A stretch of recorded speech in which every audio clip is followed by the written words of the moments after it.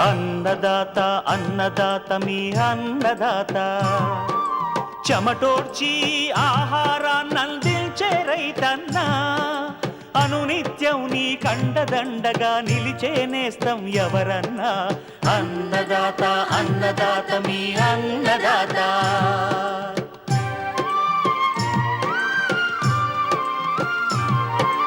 నూతన రీతుల సాగుబడికి నూరింతలు పెరిగే దిగుబడికి సూచనలిచ్చే సస్య రక్షణకు పశు పోషణకి శాస్త్ర విజ్ఞానం అందించి ముందుకు నడిపే తెలుగు రైతు భారతదేశానికి మకుటం అయ్యేలా తీర్చిదిద్దే ఆశయంతో మిమ్ము మేలు కొలిపేది అన్నదాత అన్నదాత అన్నదాత మీ అన్నదాత అన్నదాత అన్నదాత మీ అన్నదాత.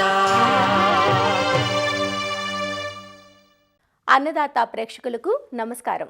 ఈనాటి ముఖ్యాంశాలు: వరిలో ఎలుకల నిర్మూలనకు రైతులు పాటించాల్సిన సామూహిక చర్యలు,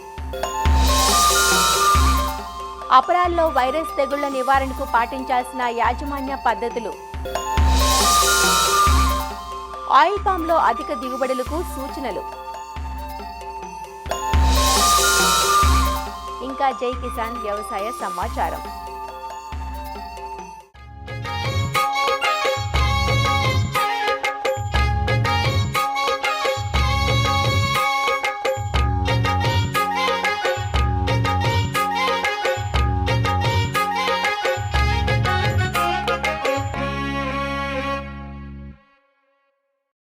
మన ప్రధాన ఆహార పంటైన వరి ప్రస్తుతం చాలా చోట్ల కంకి దశలో ఉంది.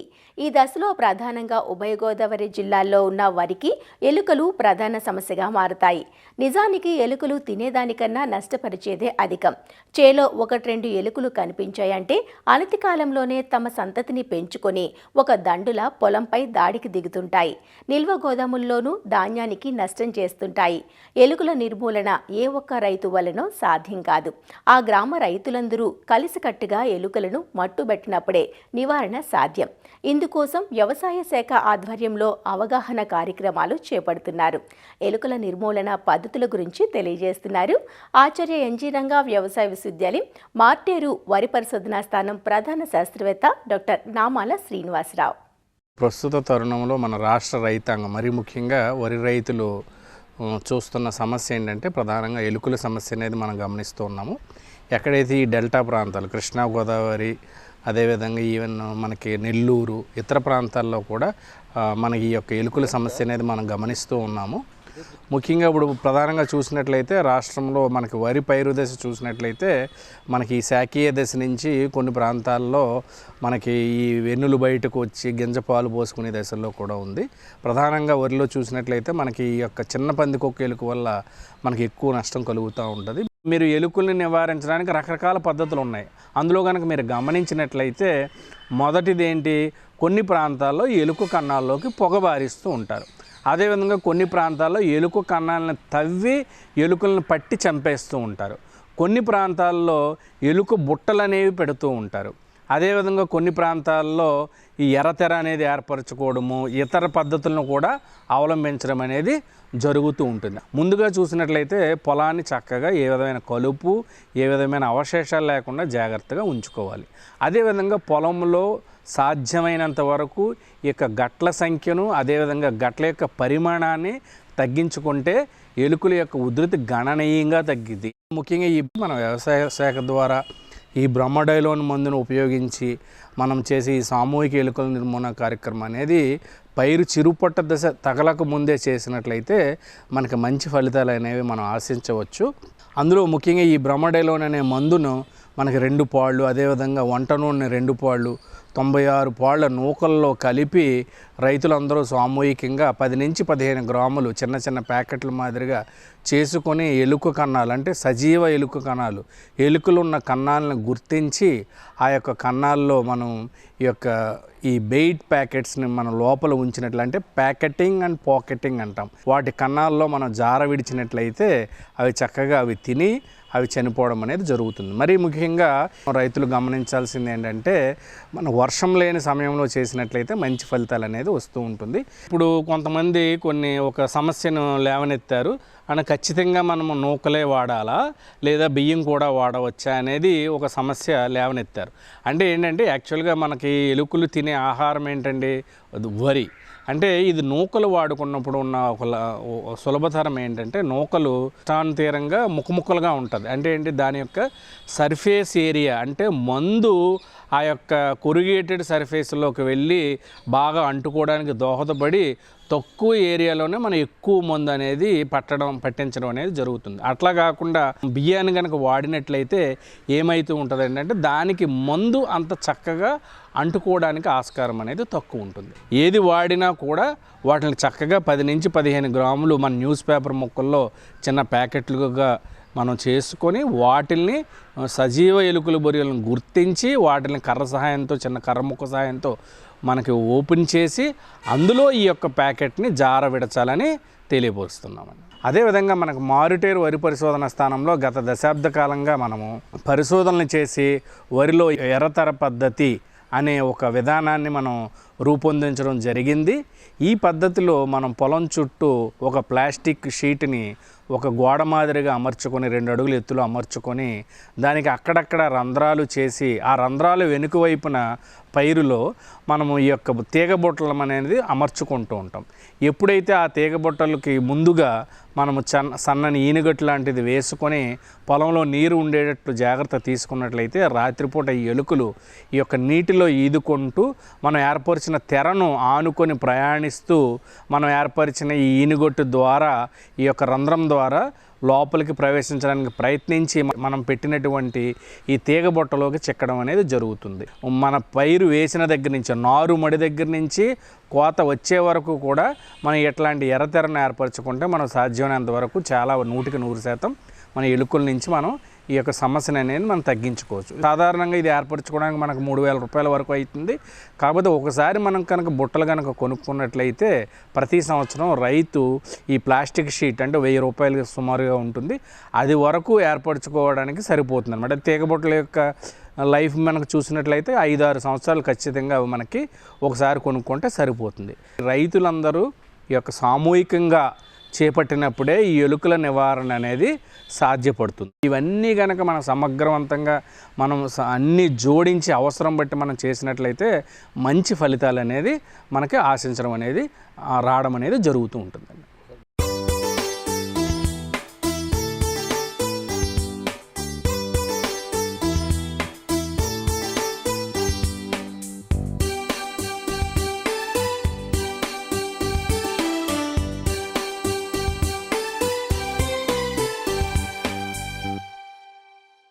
తెలుగు రాష్ట్రాల్లో పండించబడుతున్న అపరాల పంటల్లో పెసర, మినుము ముఖ్యమైనవి. స్వల్ప వ్యవధిలో పంట కాలం పూర్తవటం, పలు పంటల్లో అంతర మిశ్రమ పంటలుగా సాగు చేసుకునే అవకాశం, గిట్టుబాటు ధరలు ఆశాజనకంగా ఉండడంతో పాటు తరువాత వేయబోయే పంటలకు పచ్చిరొట్టెగా ఉపయోగపడడం వంటి బహుళ ప్రయోజనాలు ఉండడంతో రైతులు వీటిని సాగు చేస్తుంటారు. అయితే పంటను ఆశించే వైరస్ తెగుళ్ల వల్ల ఆశించిన మేరకు దిగుబడులు సాధించలేకపోతున్నారు. ముఖ్యంగా పల్లాకు, తలమాడు, సీతాఫలం తెగుళ్ల బెడద ఎక్కువగా ఉంటోంది. వీటి బారి నుండి పంటను కాపాడుకుని నాణ్యమైన దిగుబడులు సాధించాలంటే రకాల ఎంపిక మొదలు సాగులో ప్రతి దశలోనూ శాస్త్రీయతను పాటించాలంటూ వివరాలు తెలియజేస్తున్నారు ఆచార్య ఎన్జీ రంగా వ్యవసాయ విశ్వవిద్యాలయం, పార్వతీపురం, మన్యం జిల్లా రస్తాకుంటాబాయి కృషి విజ్ఞాన కేంద్రం సస్య విభాగం శాస్త్రవేత్త డాక్టర్ అమృత వీణ. పెసర మరియు మినుమును ఆశించే వైరస్ తెగుళ్లలో ముఖ్యమైనవి పల్లాకు తెగులు, ఆకుముడత తెగులు మరియు సీతాఫలం తెగులు. ఈ పల్లాకు తెగులు తెల్లదోమ ద్వారా ఒక మొక్క నుంచి ఇంకో మొక్కకు వ్యాప్తి చెందుతుంది. ఈ తెగులు ఆశించిన మొక్కలలో ఆకులు పసుపు రంగులోకి మారిపోతాయి, పైరంతా పసుపు రంగులోకి మారిపోయి పూత మరియు కాయలు ఏర్పడక దిగుబడి అనేది బాగా తగ్గిపోతుంది. పూత మరియు పిందె దశలో ఈ తెగులు ఆశించినట్లయితే కాయలు పసుపు రంగులోకి మారిపోయి తాలు గింజలు ఏర్పడతాయి. కాయ దశలో ఈ తెగులు ఆశించినట్లయితే దిగుబడిలో ఎక్కువగా నష్టం ఉండనప్పటికీ గింజలు పసుపు రంగులోకి మారిపోవడం వల్ల నాణ్యత అనేది తగ్గిపోతుంది. ఈ సీతాఫలం తెగులు అనేది పేనుబంక ద్వారా ఒక మొక్క నుంచి ఇంకో మొక్కకు వ్యాప్తి చెందుతుంది. ఈ తెగులు విత్తనం ద్వారా కూడా వ్యాప్తి చెందుతుంది కనుక మనము తెగులు ఆశించినటువంటి పంట నుంచి విత్తనాన్ని సేకరించాల్సి ఉంటుంది. ఈ తెగులు ఆశించిన ఆకులలో కాడలు అనేవి పెద్దగా అయిపోయి ఆకులు కూడా పెద్దవిగా మారిపోయి ఉబ్బెత్తుగా మచ్చలు ఏర్పడి సీతాఫలం కాయలాగా కనిపిస్తాయి. అలానే ఆకుముడత తెగులు లేదా మోవుకుళ్ళు తెగులు ఆశించినప్పుడు ఆకులనేవి వెనకకు ముడుచుకొని పోయి వంకర్లు తిరిగి ఎండిపోతాయి. లేత దశలో ఈ తెగులు ఆశించినప్పుడు తలలు మాడిపోయి మొక్కలనేది ఎండిపోతాయి. ఈ తెగులు తామర పురుగుల ద్వారా ఒక మొక్క నుంచి ఇంకో మొక్కకు వ్యాప్తి చెందుతుంది. ఈ వైరస్ తెగుళ్ళ నిర్మూలన కోసం మనకు క్రిమి సంహారక మందులు ఏవి లేవు కాబట్టి ఈ తెగుళ్ళని కలుగజేసేటువంటి తామర పురుగులు, తెల్లదోమ మరియు పేనుబంక నిర్మూలించుకోవడం ద్వారా ఈ తెగుళ్లను సమగ్రవంతంగా మనం అరికట్టవచ్చు.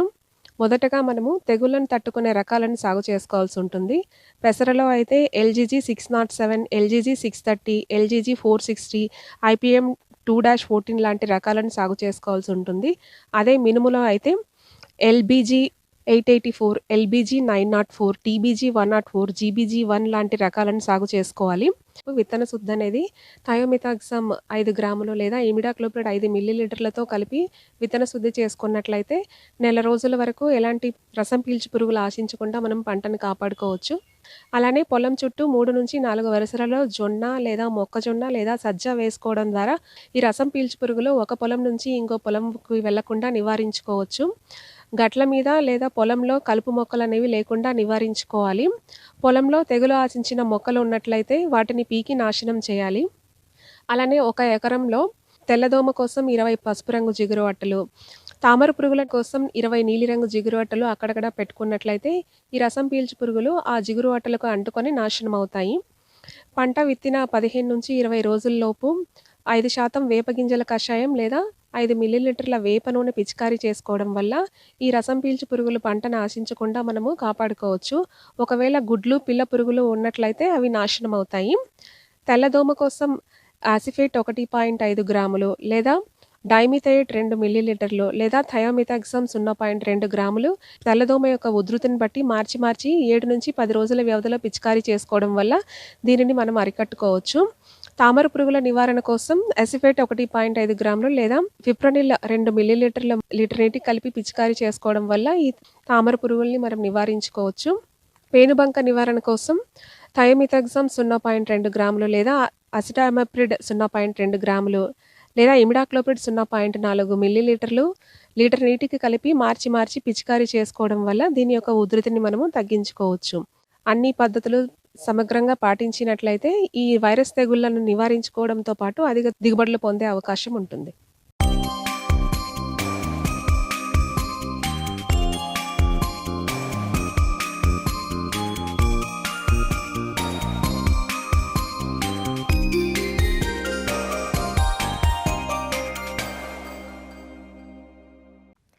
తోట పంటగా సాగవుతున్న నూనె గింజల పంట ఆయిల్ పామ్. అధిక నూనె ఉత్పాదకతనిచ్చే పంట ఇది. ముఖ్యంగా ఆంధ్రప్రదేశ్లోని కోస్తా జిల్లాలైన ఉభయ గోదావరి, కృష్ణా, విజయనగరం, విశాఖ జిల్లాల్లో ఆయిల్ పామ్ సాగు విస్తీర్ణం ఎక్కువ. తెలంగాణలో ఒకప్పుడు ఖమ్మం జిల్లాలో మాత్రమే సాగైన ఆయిల్ పామ్ ఇప్పుడు ఇతర జిల్లాల్లో కూడా సాగు చేస్తున్నారు. ఒకసారి నాటితే దీర్ఘకాలం పాటు ఫలసాయాన్నివ్వటం, నమ్మకమైన దిగుబడులు, రాబడులు రావటం ఆయిల్ పామ్కున్న సానుకూలతలు. అయితే ఆయిల్ పామ్లో అధిక దిగుబడులు సాధించాలంటే కొన్ని యాజమాన్య సస్యరక్షణ చర్యలు చేపట్టాలి. ముఖ్యంగా ఆకుల యాజమాన్యం, ఎరువులు, నీరు, చీడపీడల పట్ల కొంత అప్రమత్తంగా ఉండడం తప్పనిసరి. మరి ఆయిల్ పామ్లో అధిక దిగుబడులు పొందాలంటే తోటల్లో చేపట్టాల్సిన మెలకువలను తెలియజేస్తున్నారు అశ్వారావుపేట వ్యవసాయ కళాశాల ఉద్యాన విభాగం ఆచార్యులు doctor IV Srinivas Reddy. Oil పామ్లో ప్రస్తుత తరుణంలో చేపట్టవలసిన యాజమాన్య చర్యలు. ముఖ్యంగా ఆయిల్ పాముకి అధిక దిగుబడులు రావాలంటే ఎక్కువ ఆకులు ఉండాలి. కనీసం 30 నుంచి 40 ఆకులు ఉన్నట్లయినే అధిక దిగుబడి వస్తుంది. అదేవిధంగా లేత తోటల్లో అంతర పంటలు వేసుకున్నప్పుడు ఆకులన్నిటినీ దగ్గరగా చేర్చి కట్టడం ద్వారా మిగతా అంతర పంటలు వేసుకోవచ్చు అని అనుకుంటారు. దానివల్ల ఈ యొక్క ఆయిల్ పామ్ దిగుబడి 1 నుంచి 2 సంవత్సరాలు ఆలస్యమయ్యే అవకాశం ఉంది. అదేవిధంగా మొదలు లావుగా ఊరకపోవడం వల్ల ఆ చెట్టు ఎప్పటికైనా పెద్ద గాలులు వచ్చినప్పుడు పడిపోయే అవకాశం ఉంటుంది. కాబట్టి లేత తోటల్లో అంతర పంటలు వేసుకోవాలనుకునే వాళ్ళు ఆకుల్ని దగ్గరగా కట్టకూడదు. అదేవిధంగా ఆకులు విస్తీర్ణం బట్టి, అంటే ఎంతవరకు విస్తరించున్నాయో అంతవరకు వదిలివేసి మిగతా ఖాళీ స్థలంలో మాత్రమే అంతర పంటలు వేసుకోవాలి. అదేవిధంగా ఆయిల్ పామ్ని ఎప్పుడు కూడా ఒకసారి పంట వేసిన తర్వాత దున్నకూడదు. ఎందుకు అంటే ఆయిల్ పామ్ వేరు వ్యవస్థ పైన అంటే 15 సెంటీమీటర్ లోపలే ఉంటుంది. ఒకసారి దున్నినట్లయితే లేదా పారతో చిక్కినట్లయితే ఈ యొక్క వేరు దెబ్బతిని ఆయిల్ పాము దిగుబడి ఆలస్యం అయ్యే అవకాశం ఉంది. ఇక ఆయిల్ పామ్లో ఎరువుల యాజమాన్యం విషయానికి వచ్చినట్లయితే 3 సంవత్సరాల వయసు దాటిన ప్రతి ఆయిల్ పామ్ మొక్కకు 2210 గ్రాముల యూరియా, అదేవిధంగా 37-50 గ్రాముల సింగిల్ సూపర్ ఫాస్ఫేట్, అదేవిధంగా 2 కిలోల మ్యూరేట్ ఆఫ్ పొటాష్ అవసరం అవుతుంది. అయితే ఈ మందును ప్రతి చెట్టుకి 1 సంవత్సరానికి వేయాలి. అయితే ఇది ఒకే దఫా కాకుండా 6 నుంచి 8 దఫాలుగా విడగొట్టి, అంటే ప్రతి 2 నెలలకు ఒకసారి కానీ లేదా 1.5 నెలలకు ఒకసారి కానీ వేసుకున్నట్లయితే ఆయిల్ పామ్లో ఎరువులు వృధాని అరికట్టవచ్చు. అదేవిధంగా మొక్క బాగా ఎరువుల్ని తీసుకొని మంచి దిగుబడులను ఇవ్వడానికి ఆస్కారం ఉంది. అదేవిధంగా ఆయిల్ పామ్లో మెగ్నీషియము ఇంకా బోరాన్ ఎరువులు కూడా తప్పనిసరిగా వేసుకోవాలి. ముఖ్యంగా బోరాన్ ఎరువులు వేయినట్లయితే ఆయిల్ పామ్లో ఆకులు కుంచుకుపోవడం లేదా చేప ముళ్ళులాగా తయారవుతాయి, లేదా మొండి ఆకులు వస్తుంటాయి. దీని నివారణకు ప్రతి ఆయిల్ పామ్ చెట్టుకు 50 గ్రాముల చొప్పున బోరాన్ అనే మందును 2 దఫాలుగా వేసుకోవాలి. అదేవిధంగా మెగ్నీషియం విషయానికి వచ్చినట్లయితే సూర్యరశ్మి సోకని ప్రాంతంలో మనం బంగారు వర్ణంగా మారిపోయి కనిపిస్తాయి ఆకులు. సో దీని నివారణకు మెగ్నీషియం సల్ఫేట్ అనే మందును 1/4 కిలో చొప్పున సంవత్సరంలో 2 దఫాలుగా వేసుకున్నట్లయితే ఆయిల్ పామ్లో మంచి దిగుబడులు రావచ్చు. అదేవిధంగా ఆయిల్ పామ్లో అక్కడక్కడ మట్టలు వంగిపోవటం, అదేవిధంగా మధ్యకు విరిగిపోవటం కనిపిస్తూ ఉంది. దీనికి ప్రధాన కారణం ముఖ్యంగా ఆయిల్ పామ్లో కాల్షియం లోపం అక్కడక్కడ కనిపిస్తూ ఉంది. దీని నివారణకు కాల్షియం ఉన్న ఎరువుల్ని అంటే సింగిల్ సూపర్ ఫాస్ఫేట్ ఎరువును కానీ లేదా జిప్సం ఎరువును కానీ వేసుకున్నట్లయితే ఈ మట్టలు విరగటం అనేది మనం తగ్గించవచ్చు. అదేవిధంగా ఆయిల్ పామ్లో సల్ఫర్ అనే పోషకం కూడా చాలా ముఖ్యంగా ఈ మధ్యకాలంలో గెల సైజు పెద్దగా ఉంటుంది కానీ బరువు తక్కువగా ఉంటుంది. దీనికి ప్రధాన కారణం ఆయిల్ సరిగా తయారవకపోవడమే.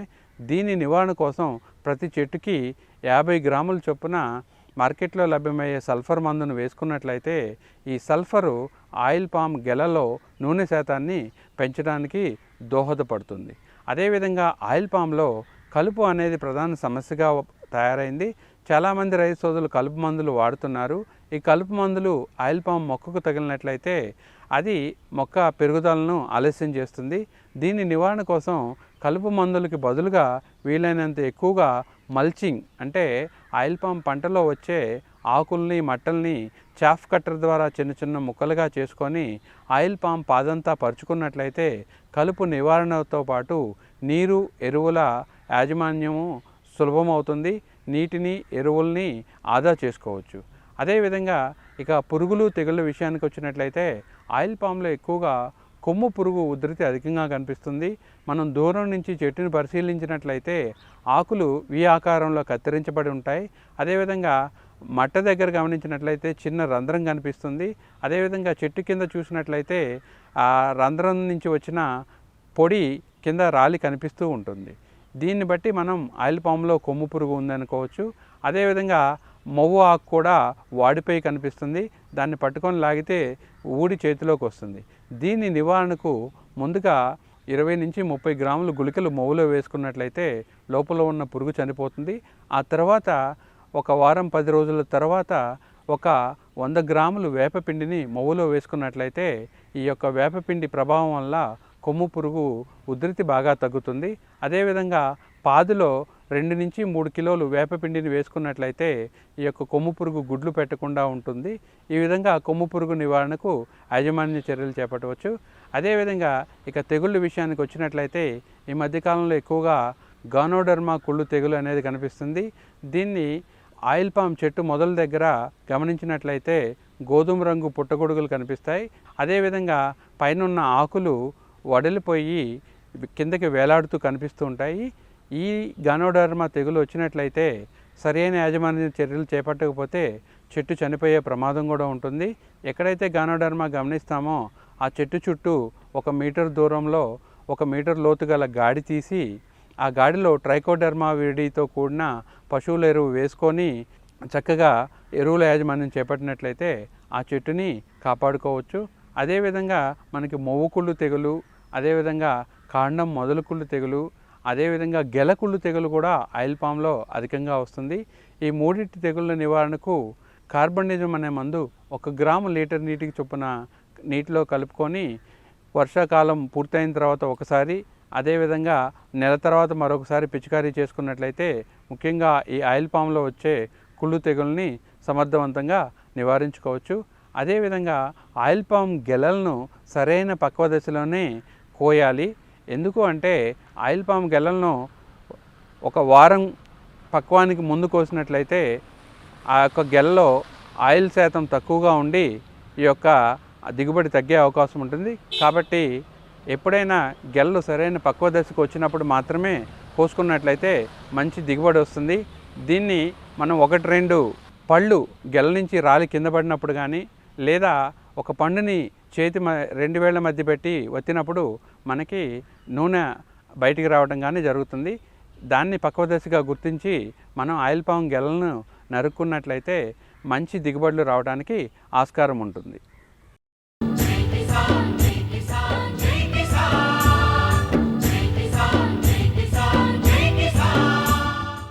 వ్యవసాయ సమాచారం ఇప్పుడు జై కిసాన్లో చూద్దాం. 2025-26 సంవత్సరానికి సంబంధించి భారత పత్తి సంస్థ CCI పత్తి కొనుగోళ్లకు రంగం సిద్ధం చేసింది. ఇందుకు అనుగుణంగా అన్ని ఏర్పాట్లు పూర్తయ్యాయని ఆంధ్రప్రదేశ్ మార్కెటింగ్ శాఖ అధికారులు తెలిపారు.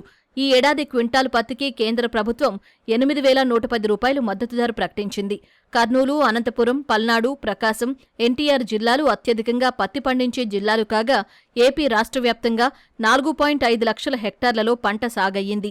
రాష్ట్రంలో మొత్తం 30 చోట్ల కొనుగోలు కేంద్రాలు ఏర్పాటు చేస్తున్నామని, 11 చోట్ల మార్కెట్ యార్డుల్లో, మిగిలిన చోట్ల జిన్నింగ్ మిల్లుల్లో కేంద్రాలు ఏర్పాటవుతాయని అధికారులు వివరించారు. అమ్మకానికి తెచ్చే సమయంలో పత్తిని లూజుగా తీసుకురావాలని, 8 నుంచి 12 మధ్య తేమ శాతం ఉండేలా తగిన విధంగా ఆరబెట్టుకోవాలని సూచించారు. కపాస్ కిసాన్ యాప్ ద్వారా విక్రయించుకోవచ్చన్నారు. రాష్ట్ర స్థాయిలో కాల్ సెంటర్ను ఏర్పాటు చేశామని, రైతులు తమ సందేహాలను 765-9954-529 నంబర్కు ఫోన్ చేసి నివృత్తి చేసుకోవాలని సూచించారు. మెదక్ జిల్లా ధాన్యం రైతుల పరిస్థితి అగమ్యగోచరంగా తయారైంది. సాగు ఆరంభంలో అధిక వర్షాలు, వరదలు పంటలను ముంచేశాయి. దాదాపు సగం పంట పైగా నష్టపోగా మిగిలి ఉన్న పంటను నానా కష్టాలు పడి పండించుకున్నారు. అయితే కోతలు జరిగి వారం 10 రోజులు కావస్తున్నా ఇంకా కొనుగోళ్లు జరగకపోవడం, మళ్లీ ముంచుకొస్తున్న వర్షాల ప్రభావంతో రైతులు ఆందోళన చెందుతున్నారు. వర్షం పడ్డది, ఏదో పోయింది. అది పోయిన దానికి మందు తీసుకొచ్చిన మీద తీసుకొని ఏదో కళ్ళ మనకి తీసుకొచ్చినాం. మళ్ళీ ఇది ఏంది, ఎన్ని రోజులే మళ్ళీ ఇది తీసుకొచ్చిన నాదులు లేడా మాకు 10 రోజులే. ఇది కాస్తే అది మొలకలు వస్తున్నాయి, అది ఎండ పోస్తున్నాం, దినం ఈడనే ఉంటున్నాం. దొక్కుతలేరు సార్, ఎవ్వరు వస్తలేరు. మాకు ఈడ వడ్లు ఐకేబీలో పెట్టి 10-15 రోజులు అవుతుంది. కొంతమంది ఎండిని కొనుగోలు బీరాన్ని చేస్తే వర్షాలు మొగులు అవుతున్నాయి, వర్షాలు ఉన్నాయని చెప్తున్నారు. కోసుకుంటా ఎండ పోసుకుంటా ఇప్పుడు కొంచెం ఎండ పోసుకున్నాం. జిల్లాలో ఈ ఖరీఫ్ సీజన్లో 3.5 లక్షల ఎకరాల్లో రైతులు వరి సాగు చేశారు. అందుకు అనుగుణంగా 498 కొనుగోలు కేంద్రాలను ఏర్పాటు చేస్తున్నట్లు పౌర సరఫరాల శాఖ అధికారులు చెబుతున్నారు. ఇందులో 476 కొనుగోలు కేంద్రాలను ఇప్పటికే జిల్లా వ్యాప్తంగా ప్రారంభించామన్నారు. ప్రతి కొనుగోలు కేంద్రానికి 40 టార్పాలిన్ కవర్లు అందుబాటులో ఉంచుతామని, అలాగే అకాల వర్షాలతో ధాన్యం తడిస్తే ఆరబెట్టేందుకు 2 ప్యాడీ డ్రయర్లు, 6 ప్యాడీ క్లీనర్లు అందుబాటులో ఉన్నాయని తెలిపారు. వానాకాలం సీజన్కి వచ్చేసి 3,23,000 మెట్రిక్ టన్నుల ప్యాడీ వస్తుంది, దిగుమతి వస్తుందని మేము అంచనా వేసినాం. దాంట్లో 1,00,000 టన్నుల దాకా సన్నాలు రావచ్చు, 2,20,000 నుంచి 30,000 దాకా దొడ్డు ప్యాడీ వస్తుంది. సో వీటన్నిటి ప్రొక్యూర్మెంట్ చేయడానికి కావాల్సిన అన్ని రకాల ఇన్ఫ్రాస్ట్రక్చర్ కానీ, లాజిస్టిక్ అరేంజ్మెంట్స్ కానీ అన్నీ కూడా మేము అరేంజ్ చేసుకోవడం జరిగింది. సెంటర్ వాళ్ళకి ట్రైనింగ్ కూడా ఇవ్వడం జరిగింది. అదేవిధంగా ఈసారి మన జిల్లాలో ఒక 2 డ్రైయర్స్ కూడా వచ్చినాయి. ఇప్పటికే జిల్లాలో ధాన్యం కొనుగోలు కేంద్రాలు ఏర్పాటు చేశామని, నిబంధనలకు అనుగుణంగా పంటను విక్రయించాలని అధికారులు సూచిస్తున్నారు. మరిన్ని విభిన్న అంశాలతో రేపటి అన్నదాతలో మళ్ళీ కలుసుకుందాం. నమస్కారం. అన్నదాతలు తమ సందేహాలు, సమస్యలను 1-800-425-4085 టోల్ ఫ్రీ నంబర్లో ఉదయం 10 నుంచి 11 గంటల మధ్య పని దినాలలో సంప్రదించగలరు. ఈ కార్యక్రమాన్ని యూట్యూబ్లో www.youtube.com/అన్నదాత ఈటీవీ లింక్ ద్వారా వీక్షించవచ్చు.